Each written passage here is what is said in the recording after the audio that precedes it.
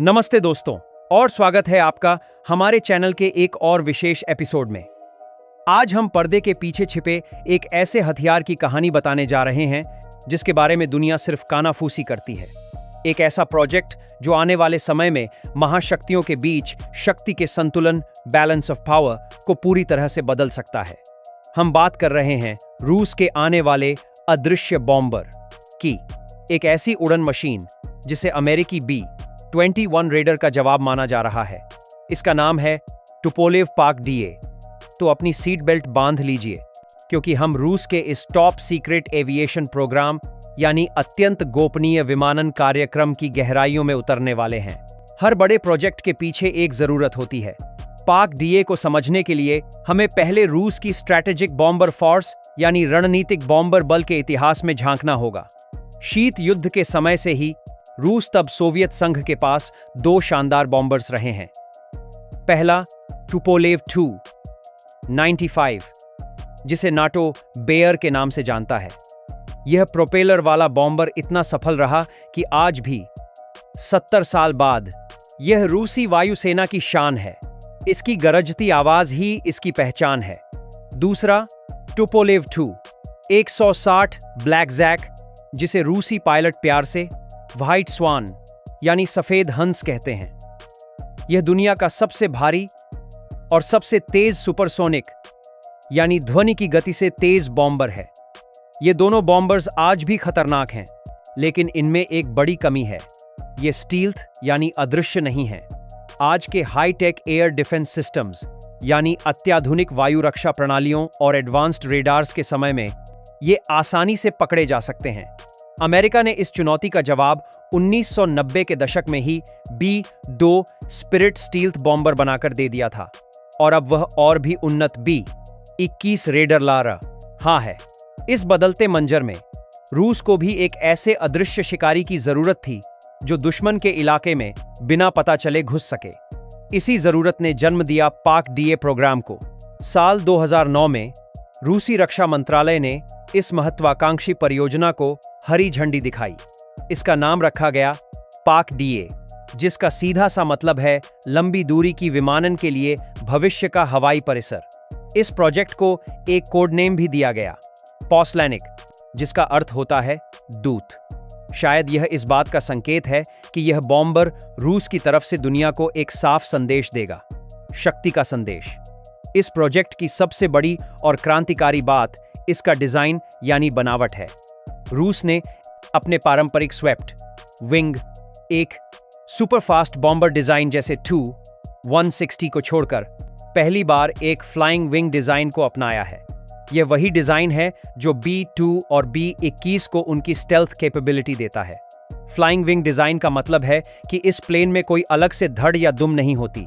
पूरा का पूरा प्लेन एक पंख जैसा दिखता है, जिसके कारण रेडार की किरणें इससे टकराकर सीधे वापस नहीं जाती, बल्कि अलग अलग दिशाओं में बिखर जाती हैं।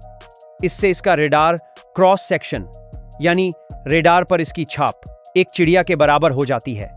PAK-DA सिर्फ अपने आकार की वजह से ही स्टील्थ नहीं है, बल्कि इसके अंदर इस्तेमाल होने वाली टेक्नोलॉजी इसे सच में एक आसमानी भूत बनाती है। इसकी पूरी बॉडी को कार्बन कंपोजिट और दूसरे उन्नत पदार्थों से बनाया जा रहा है, जो हल्के लेकिन मजबूत होते हैं।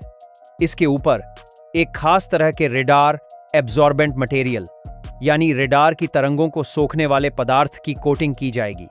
यह कोटिंग एक स्पंज की तरह काम करती है, जो दुश्मन के रेडार सिग्नल्स को सोख लेती है, उन्हें परावर्तित करने के बजाय। इसके इंजनों को भी प्लेन की बॉडी के अंदर ऊपर की तरफ छिपाकर लगाया जाएगा, ताकि जमीन पर मौजूद इंफ्रारेड सेंसर्स इसके इंजन से निकलने वाली गर्मी को आसानी से डिटेक्ट न कर पाएं। इसके सारे हथियार, चाहे वो मिसाइलें हों या बम, प्लेन के अंदर एक इंटरनल वेपन्स बे यानी आंतरिक हथियार कक्ष में रखे जाएंगे। ऐसा इसलिए क्योंकि अगर हथियार पंखों के नीचे लटके होंगे तो वो रेडार पर आसानी से दिख जाएंगे और प्लेन की सारी स्टील्थ काबिलियत बेकार हो जाएगी। इसकी गति सबसोनिक यानी ध्वनि की गति से कम रखी गई है, जिसके दो बड़े फायदे हैं। पहला, यह कम ईंधन इस्तेमाल करता है, जिससे इसकी रेंज और हवा में रहने का समय बढ़ जाता है। अनुमान है कि यह बिना ईंधन भरे 30 घंटे तक उड़ सकता है। दूसरा, सुपरसोनिक गति से सोनिक बूम पैदा होता है, जो इसके पकड़े जाने का खतरा बढ़ा सकता है। अगर शरीर इसका कवच है, तो इंजन इसका दिल और एवियोनिक्स यानी विमान के इलेक्ट्रॉनिक उपकरण इसका दिमाग हैं। अब बात करते हैं उस चीज की जो इस बॉम्बर को सबसे ज्यादा खतरनाक बनाती है, इसके हथियार। पाक डीए लगभग 30 टन वजन के हथियार ले जाने में सक्षम होगा। इसका आंतरिक हथियार कक्ष इतना बड़ा होगा कि उसमें रूस के आने वाले सभी उन्नत हथियार फिट हो सकेंगे। इसमें शामिल लंबी दूरी की क्रूज मिसाइलें जैसे कि KH-101 पारंपरिक और KH-102 परमाणु युक्त क्रूज मिसाइलें जो हजारों किलोमीटर दूर से अपने लक्ष्य को आराम से भेद सकती हैं। हाइपरसोनिक हथियार, यह इसकी सबसे बड़ी ताकत होगी। यह बॉम्बर रूस की प्राण घातक खा 7HAL M2 Kinzhal hypersonic missile को लॉन्च कर सकेगा। ये मिसाइलें ध्वनि की गति से 10 गुना तेज चलती हैं और इन्हें रोकना लगभग नामुमकिन है। रिपोर्ट्स के अनुसार एक नई स्टील्थ हाइपरसोनिक मिसाइल KH-95 खास तौर पर पाक डीए के लिए बनाई जा रही है।